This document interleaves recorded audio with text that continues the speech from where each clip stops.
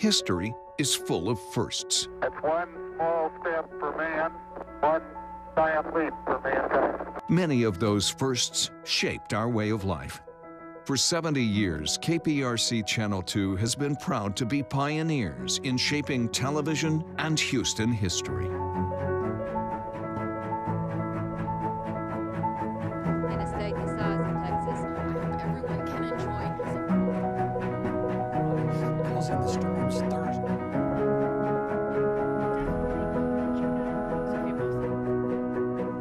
Minutes before 9 o'clock, the crew's here telling her. For the first time in a long, they had 11. See the some of your men. Isn't it good to work for a place that has a sense of history? And indeed it is. See, taking the president from Spring to College Station following his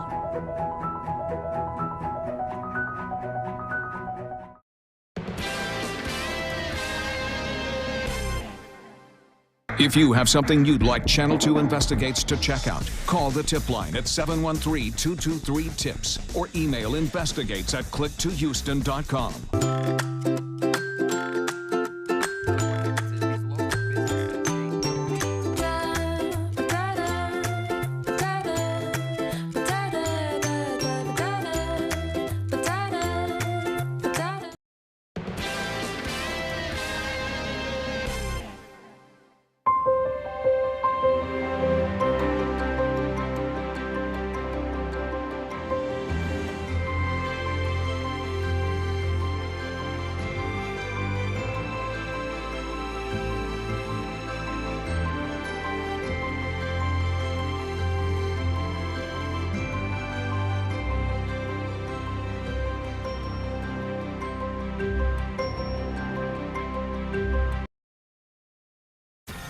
Live from KPRC, this is Channel 2 News at 4. Now, before a high-speed chase ends in a crash, the dangerous situation for other drivers who got caught in the middle. Plus, remembering a NASA legend, Katherine Johnson's lasting impact on America's achievements in space. We begin with a chase near Aldine that ended in a crash with innocent drivers. Thank you for joining us this afternoon. I'm Christine Noel. And I'm Keith Garvin. The Harris County Precinct 1 constable says a pregnant woman was among those inside one of those vehicles. This all ended in the area of West Gulf Bank and Airline. That is where Channel 2 senior reporter Phil Archer is now live with the latest. Phil. Yeah, it was a high-speed chase across a big swath of the near north side that ended when that runaway driver crashed here at this intersection, sending the expectant mother and another driver to the hospital. It started when a Precinct 1 deputy tried to stop a car with expired paper plates at Highway 249 and Moonglow Street. But that driver refused to pull over and led police on a chase that covered 3 miles at speeds up to 100 miles an hour. It ended when the fleeing driver ran a red light at Gulf Bank and Airline and then plowed into 3 other cars, one of them driven by a pregnant woman. She was taken to the hospital. Precautionary measures.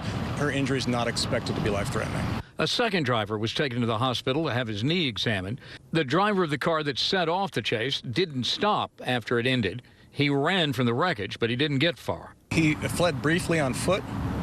We caught him without incident, and he'll be charged at very least with evading, possible upgraded charges to follow. So far, deputy constables have not released the names of the suspect or the injured driver, and at this point, they're not exactly sure why that suspect was running from them. Reporting live in Northeast Houston, I'm Phil Archer, KPRC Channel 2 News. Phil, thank you. A Houston judge ruled today that prosecutors in the case against the Crosby Chemical Company withheld evidence that should have been handed over to the defense. The CEO and manager of the Arkema plant in Crosby are facing criminal charges along with the company for allegedly releasing toxic chemicals and placing emergency workers in danger. This comes after the plant was inundated by floodwaters during Hurricane Harvey. Today was a great day for the defense. We're delighted. And it was a very bad and embarrassing day for the state, particularly by people who never ever prosecuted a criminal case in their life, and it's showing. This is an enormous paper document dump, and that clearly in finding that it wasn't intentional, that's just overwhelming at points, keeping up with all the documents, and that's why I think pretty consistently they produced everything they can when they find it. Judge Belinda Hill found prosecutorial misconduct on the part of the prosecution and delayed the start of the trial until Thursday to give the defense time to go through the recently released documents. Thousands gathered at Staples Center in Los Angeles today, paying tribute to basketball legend Kobe Bryant and his daughter Gianna. Among those who performed in the memorial service was Houston's Beyonce.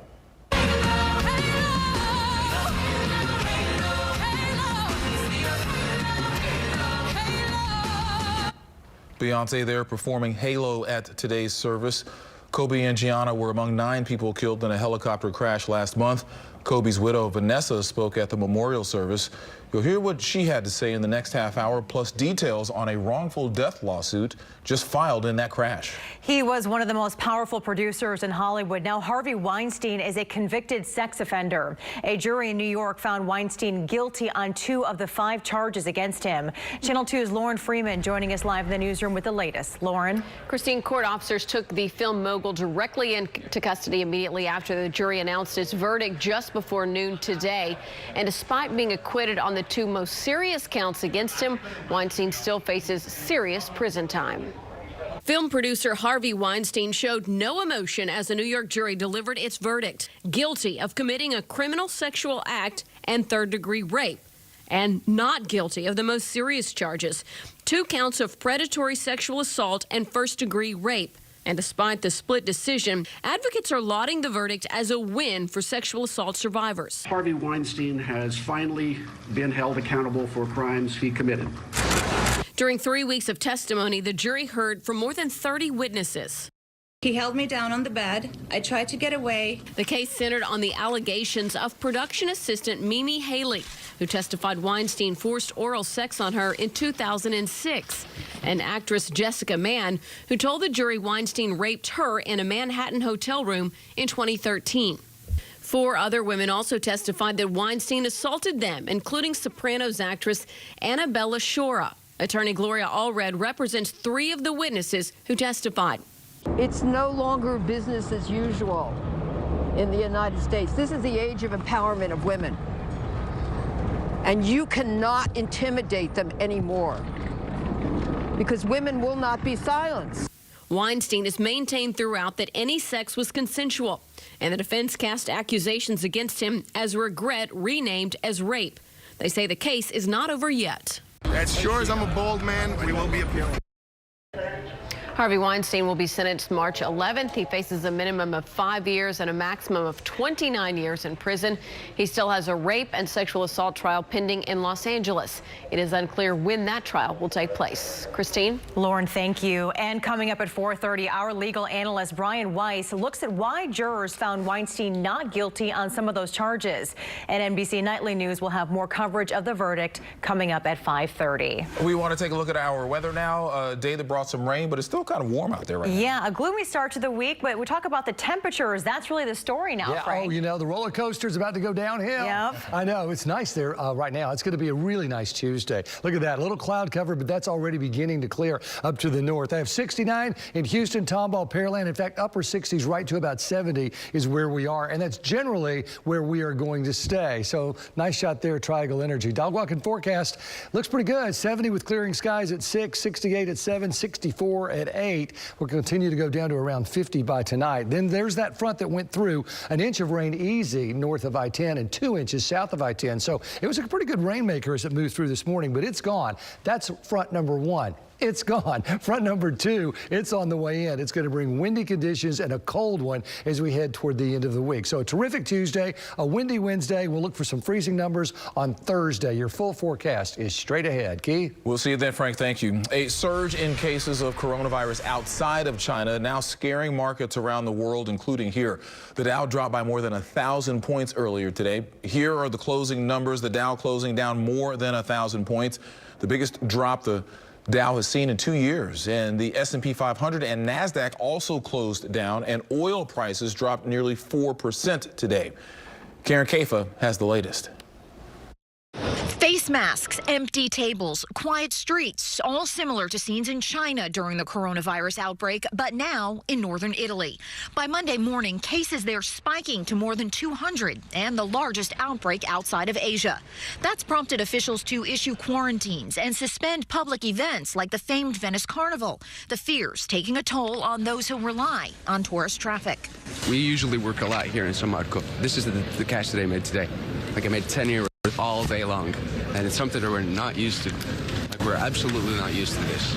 Economic concerns also playing out in the global markets. The Dow plunging more than 1,000 points at Monday's open after surges in cases concentrated outside of China in Italy, South Korea, and Iran. Meanwhile, some pushback on federal plans for U.S. quarantine sites. The Department of Health and Human Services sought to use a FEMA facility in Anniston, Alabama for some passengers from the Diamond Princess cruise ship. Officials there said they're always willing to help fellow Americans, but simply weren't prepared. You don't bring them to a facility that's not equipped to deal with their situation. That's the problem that we had. Both Alabama Governor Kay Ivey and Senator Richard Shelby said President Trump assured them the passengers would not be headed there. In Washington, I'm Karen Kafa. The U.S. Supreme Court says it will not take up an appeal from death row inmate Rodney Reed. The case gained attention from religious leaders and celebrities, including Kim Kardashian West in Reed's defense. He is challenging his sentence based in part that Texas relied on evidence that later proven to be scientifically invalid. Reed was sentenced more than 20 years ago for the assault, rape, and strangling of 19-year-old Stacey Stites. Houston police are on the hunt today for a 14-year-old boy after first responders found his 5-year-old sister shot inside of an apartment. This happened this morning at a complex on West 34th Street near Mangum Road overnight. Police tell us the girl's mother woke up to a gunshot in the middle of the night and then found her daughter shot. The mother reportedly told investigators that she saw her son panic, pick up a gun laying in the living room, and then run away. The girl was rushed to the hospital where she is currently being treated. She is expected to survive. A family shaken up this afternoon after a violent home invasion in southwest Houston. Right now, police are still looking for the two men who did it. Investigators received the call around 7 o'clock this morning on Heatherbrook and Fleetwell Drive. A 20-year-old man was held at gunpoint. One gunman fired his weapon and hit the 20-year-old in the hand. A grandmother and father also were at home, but they weren't hurt. Police say the men got away with phones and other electronics. A NASA mathematician who helped send Americans into space for the first time has died. Yeah, Katherine Johnson was one of 3 African-American female aerospace workers whose story came to life in the film Hidden Figures. Johnson did trajectory analysis for America's first human space flight. In 2015, President Barack Obama honored her with the Presidential Medal of Freedom. She was 101 years old. Our Miriam Martinez will have a live report on Katherine Johnson's passing coming up at 4:30. The Astros are responding to a lawsuit against the team stemming from the sign-stealing scandal. They argue that attempts at cheating are a part of sports. As you know, the scandal involves the team's actions during their World Series championship season in 2017. The Astros, the Boston Red Sox, and Major League Baseball want a federal judge to dismiss the lawsuit by 5 men who used DraftKings to play fantasy baseball. The lawsuit accuses the Astros, Red Sox, and MLB of fraud, negligence, and violating consumer protection laws. The race for the White House heads for yet another debate. Coming up, the Democratic candidates' efforts to stay competitive in the race ahead of the next debate and primary in South Carolina. And what happened right before a Jeep fell right off the top of a parking deck. But first, we want to give you a look at some of your traffic times at 10 minutes past the hour.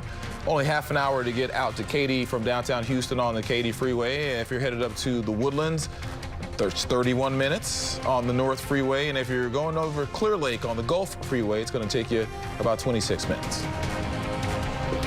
We want to let you know also about our new traffic page at click2houston.com. It's called What's Driving Houston. It includes real-time traffic maps to help you plan your commute. You can visit our page by going to click2houston.com/traffic. With a better night's sleep. Now to breaking news on a SWAT situation in Southwest Houston that just came to an end. Houston police had surrounded a home on Berkeridge Drive east of Chimney Rock Road. This is a look from Sky 2. Officers said a man who was possibly armed was barricaded inside the home. The suspect was put in the back of a police vehicle after being taken into custody. HPD said the situation affected the release of students at nearby Ridgegate Elementary. A California man lucky to be alive after this Jeep plunged off the top floor of a parking garage. Witnesses say the Jeep broke through a fence barrier in Santa Monica and fell from the 6th floor. 3 people were inside, but 2 of them managed to escape before the Jeep fell. A 3rd person is in critical condition.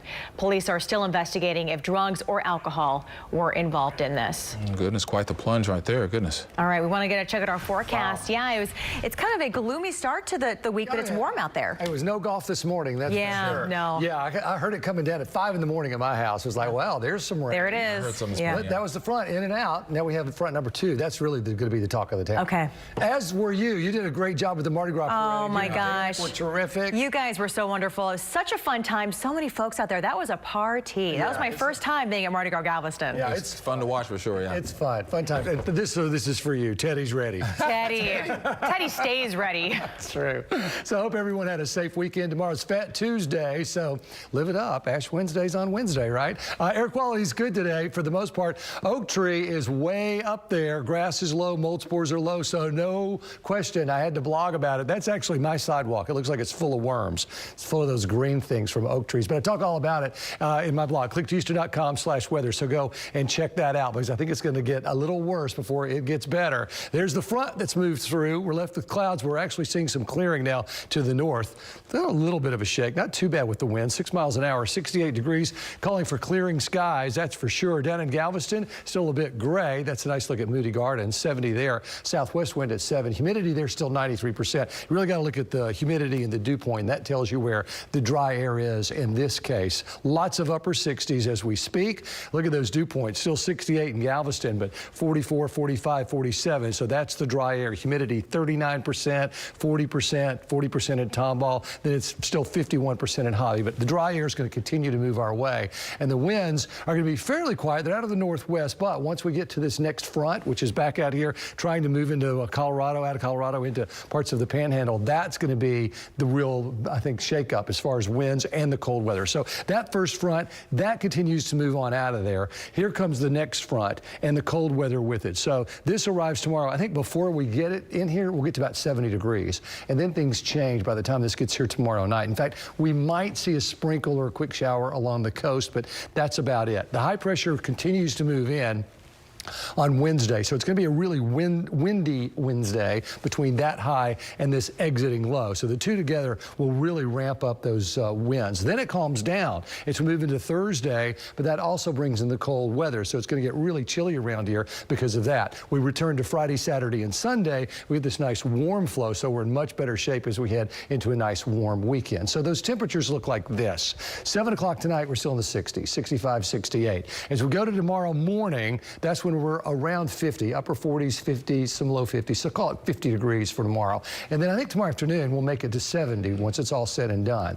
Then here comes Wednesday, a little cooler, 6 a.m., 48, 49, 50. But Wednesday afternoon, 48, 49, 50. So there's not a lot of variation in temperature on Wednesday. That takes us to Thursday morning when things calm down. Now, what you see here, that's the European model, and that has 32 freezing numbers. You can see Liberty, Cleveland, Conroe, Tomball. So certainly outlying areas, 31, 30, maybe some upper 20s. Generally, the Houston area above freezing. But that's the Euro, which for Bush calls for 33. The RPM for Bush calls for 35. The GFS is the American model, calls for 36. The North American model calls for 38. So we're on Monday, and we're talking about Thursday morning. So right now, it's all over the place. We're just going to have to continue to watch it. But I'd look for a bit of a freeze, especially north and west on Thursday morning around the Houston area. So temperatures in the afternoon.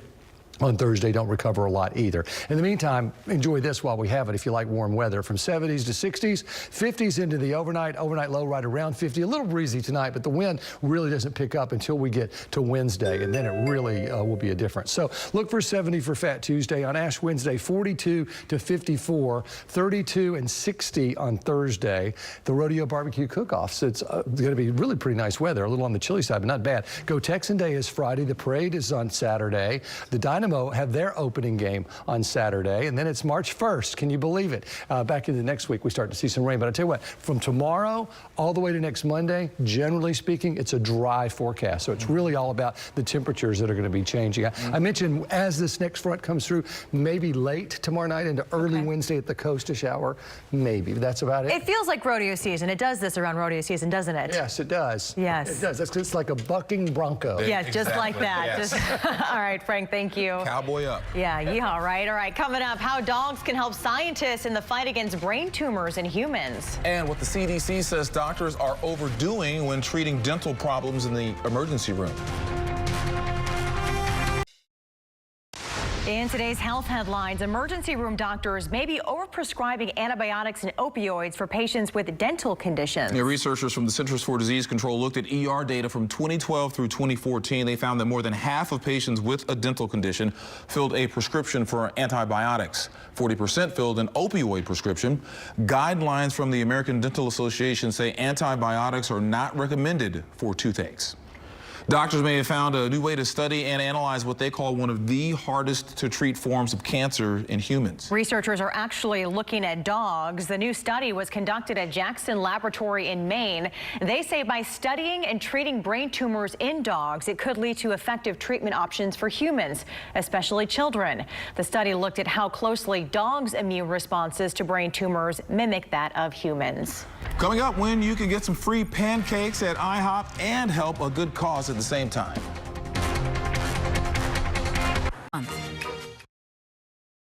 The plant-based meat alternative competition is heating up. Cargill and our agriculture company in Minnesota plans to launch plant-based hamburger patties and ground fake meat products in April.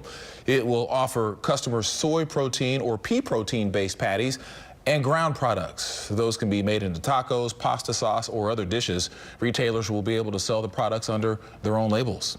All right, how would you like to get a free short stack of buttermilk pancakes? Well, tomorrow's your chance. Sure is. It's all part of IHOP's annual IHOP National Pancake Day. You can order the pancakes for free and then enter a giveaway contest with 250,000 prizes. They include IHOP branded bikes, scooters, and jackets. One grand prize winner gets free pancakes for life. How about that?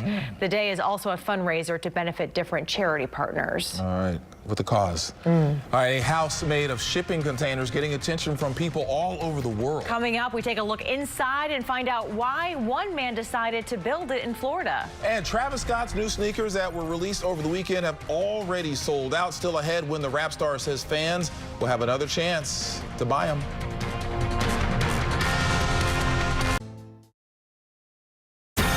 Live from KPRC, this is Channel 2 News at 4. The pioneering mathematician whose work inspired the film Hidden Figures has died. Now see how Katherine Johnson is being remembered in the tributes shared online. An emotional celebration of life was held today for Lakers legend Kobe Bryant and his daughter Gianna. I don't think any of us could have imagined this. A closer look at the memorial service held almost 1 month after the tragic helicopter crash. President Donald Trump has already wrapped up day 1 of his 2-day visit to India, the warm welcome he received with the First Lady and what's ahead.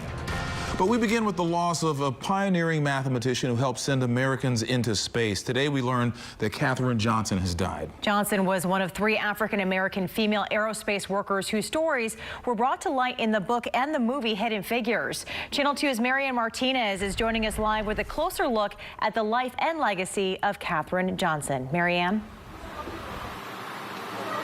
Well, Christine, for over 30 decades, Katherine Johnson worked at the Langley facility for research for NASA, even though she was not stationed here at the Houston Johnson Space Center. She opened doors for people across the entire agency, including for the chief of staff here at Johnson Space Center.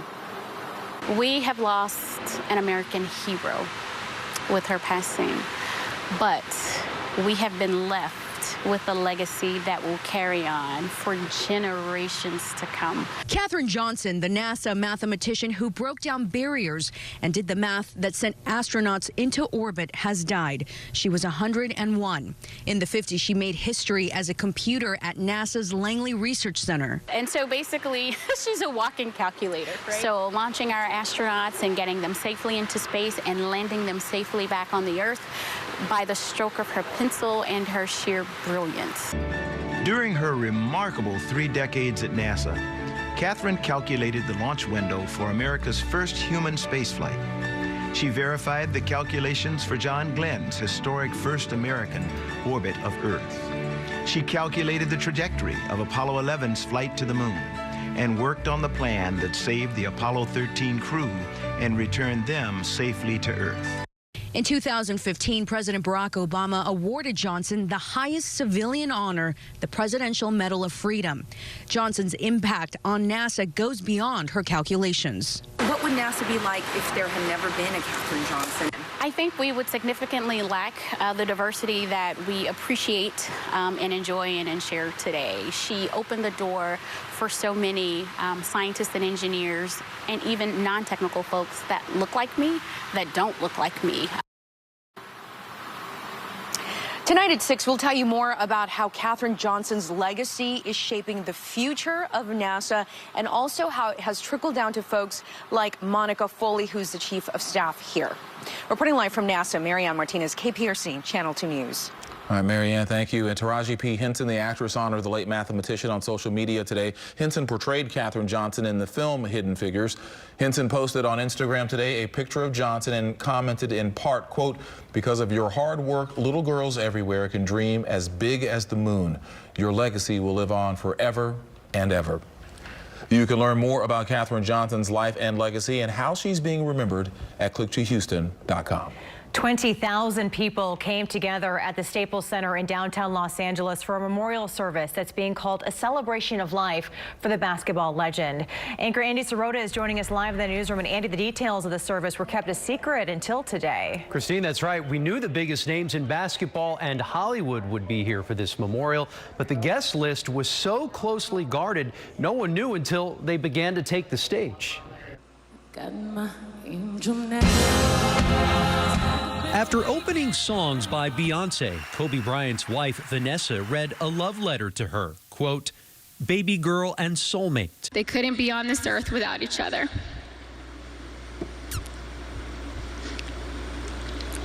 He had to bring them home to have them together. There was plenty of emotion. He wanted to be the best basketball player that he could be. And as I got to know him, I wanted to be the best big brother that I could be.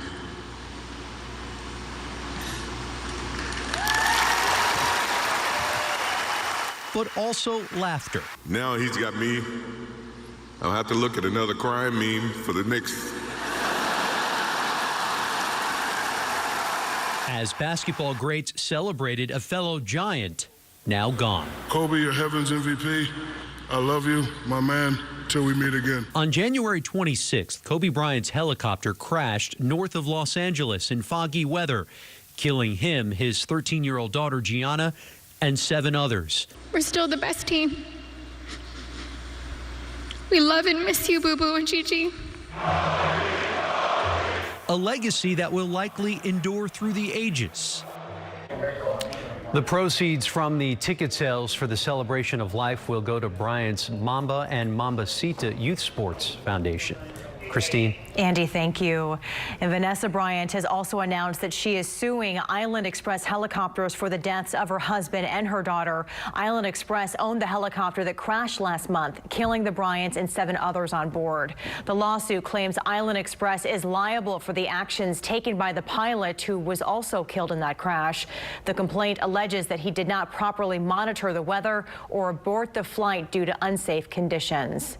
You can find a recap of the memorial memorial service for Kobe Bryant and Gianna on our website at click2houston.com. Harvey Weinstein will soon learn his punishment after jurors found him guilty in his sexual assault trial. The verdict was handed down earlier this morning in a New York City courtroom. Weinstein was found guilty of criminal sexual act and rape. He was acquitted of the most serious charges, 2 counts of predatory sexual assault. Channel 2 legal analyst Bryant Weiss explains why jurors possibly found him innocent on those charges.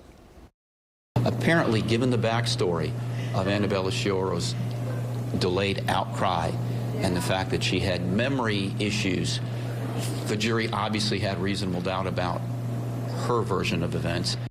Sentencing is scheduled for March 11th. Weinstein faces up to 29 years in prison. Tonight at 6, Channel 2 investigates youth coaches accused of abuse and what you can do to protect your kids. Here's Joel Eisenbaum with a preview. How do you know? How are we supposed to know? How do you know if you can trust your kid's coach? Touching and kissing young girls. Continuous sexual abuse of a child. Say he tried to have sex with 2 children. A dizzying number of stories about the adults we trust with our kids being revealed as monsters. We find that a lot of the people that we are investigating are first-time offenders, or at least it's the first time they've been caught. So they don't have any type of criminal history. What every parent should know before your kid's next practice, tonight at 6.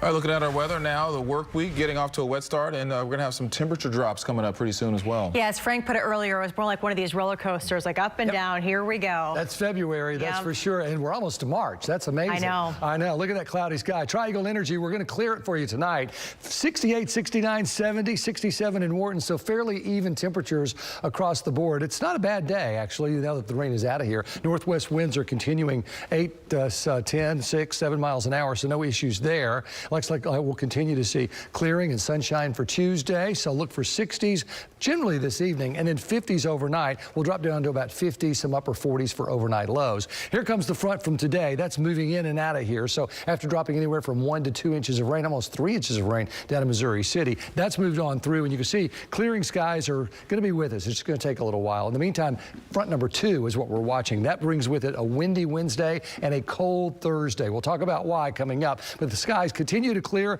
Light jackets to start off tomorrow just because of those upper 40s, but it's going to end up being a fairly nice warm Tuesday. Your full forecast coming up. All right, Frank, thank you. President Donald Trump just wrapped up the first day of his official visit to India. He received a huge welcome from the country and its prime minister. President Trump described the welcome as something that he and his family will remember for the rest of their lives. The president spoke inside the world's largest cricket stadium where 110,000 people attended. He and the prime minister addressed the common bonds between the U.S. and India. In just 70 years, India has become an economic giant, the largest democracy ever to exist, and one of the most amazing nations anywhere in the world. Tomorrow will be more on the business side of things. President Trump will attend meetings and hold negotiations. Now to the race for the White House. Democratic candidates are in South Carolina vying for votes. Senator Bernie Sanders has the momentum going into this weekend's primary there. He's coming off a victory in Nevada. Saturday's First in the South contest could spawn a new challenge for candidates like Pete Buttigieg, who joined striking McDonald's workers today in Charleston. South Carolina is also a make or break for Joe Biden, who finished second in Nevada. The former vice president today on why he is a better choice than Bernie Sanders. I don't think he can beat Donald Trump and keep a Democratic Senate, or get a Democratic Senate and keep a Democratic House. Meanwhile, Mike Bloomberg's campaign tweeting a new ad today attacking Sanders' record on gun control, but the Sanders campaign says the strong results from early voting states speak for themselves. Jussie Smollett pleaded not guilty today to new felony charges. Earlier this month, the former Empire actor was indicted by a grand jury for making false reports. A little over a year ago, Smollett told police he was attacked by 2 men because he is black and openly gay. But Chicago police say he staged the entire incident to gain publicity, which Smollett still denies. The new charges come after a special prosecutor was assigned to reinvestigate the case. Smollett is also facing charges in federal court where the city of Chicago is seeking to recover expenses incurred while investigating the case. WikiLeaks founder Julian Assange appeared in a London court for his extradition hearing. The U.S. has charged Assange with 18 criminal counts, including conspiracy to hack government computers and violating the Espionage Act. It has been almost 10 years since those secret U.S. documents were leaked. The 48-year-old spent 10 months in a British jail. He was taken from the Ecuadorian embassy in London, where he was for 7 years. A sweeping new change to U.S. immigration policy goes into effect today. The Trump administration is calling it the public charge rule. It means people applying for a green card or visa will now be judged on their income and their education levels. It also looks as if they already use public assistance like food stamps. Critics are afraid the change will stop immigrants from participating in government programs that could help their families. The Supreme Court will take up a case that pits rules protecting same-sex couples from discrimination against religious liberties. The justices agreed today to hear an appeal by a Catholic foster agency. The agency argues it could lose its government contract because it refuses to certify same-sex couples as potential foster parents. Lawyers for the American Civil Liberties Union say that the case could have profound consequences for the more than 400,000 children in foster care. The case will be argued the fall of this year. A man lost more than 100 pounds to accomplish a major goal. Coming up, how much weight he lost and what motivated him to shed the pounds. And a runner with a broken leg determined to survive after falling in a park. What he did to help a team of rescuers find him. Next.